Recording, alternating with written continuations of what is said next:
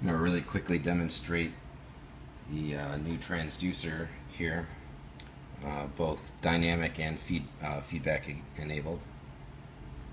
So this guy is just simply a slot with two pairs, so 4 female D-sub sockets, and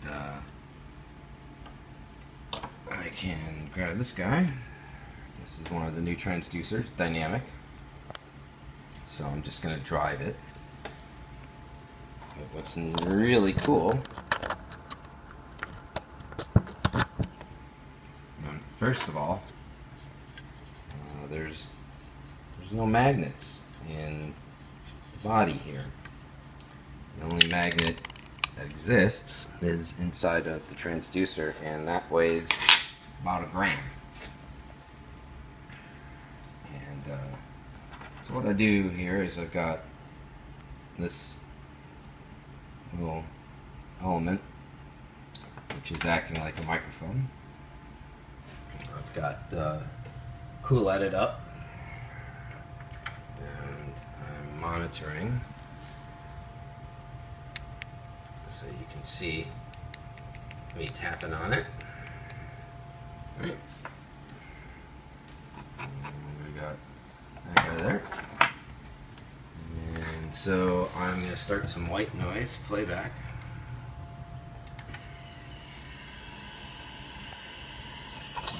I'm going to now put this guy right up to the mic.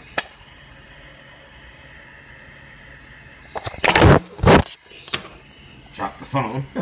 Whoops. Sorry, everybody.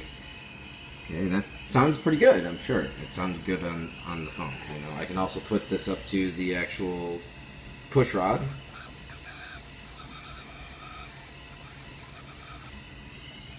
Now what I'm going to do is put the microphone element on the actual push rod.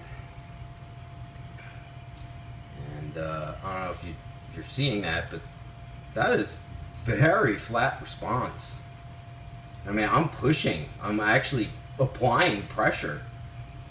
And that is my response right now, which is pretty darn amazing. Alright, so let me change out and give you a for instance. Oops.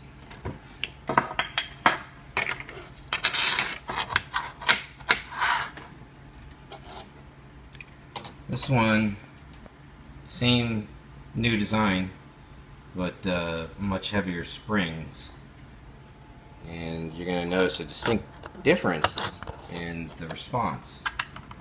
So plug it in, and I'm going to start my white noise again here. Okay, and I'll put this on.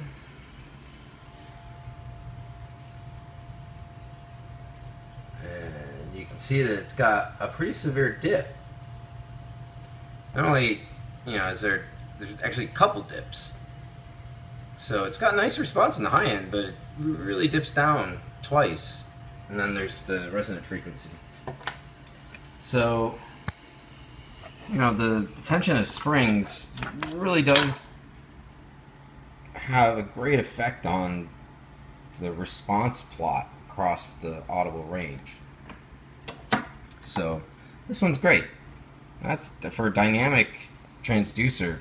It has extremely flat response. So I'm going to make another one, and I'm going to put it into the current cutter head, and I'm going to do some test cut tomorrow. This guy is the same thing, but ta-da, feedback enabled. So 2 sets of pins, secondary coil, secondary magnet. Let's have a look and see what it does. This time around though, instead of using this, right, which we will use first because I want to show you what this will display, and then I'm going to switch it out, and we're going to actually monitor the feedback itself off of these wires right there, and you'll notice that it's the same response curve, it's just a little bit lower in dBs. So let me get this guy in.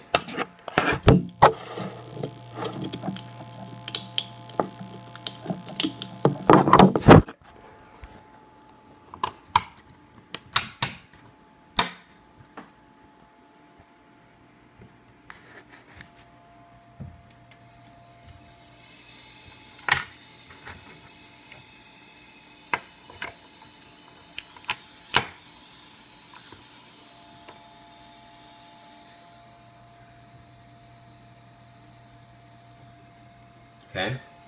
So now, take this guy off.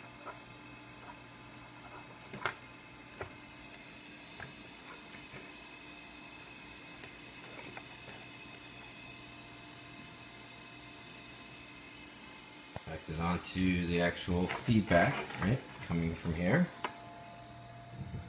And look at that. Same plot. A little bit lower in you know, decibels. But some really nice usable frequency, feedback across the frequency spectrum. Let it stop. Not bad. So, number one, new transducers are working great.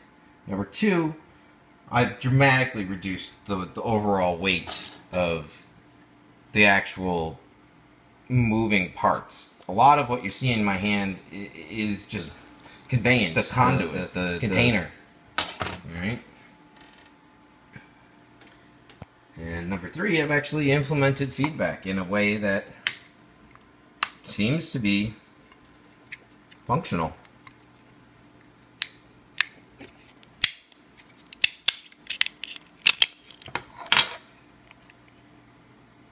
So, looking forward to building out another transducer, the opposite channel, the stereo partner, and doing some tests with Bladerunner 1.E with the new transducer design.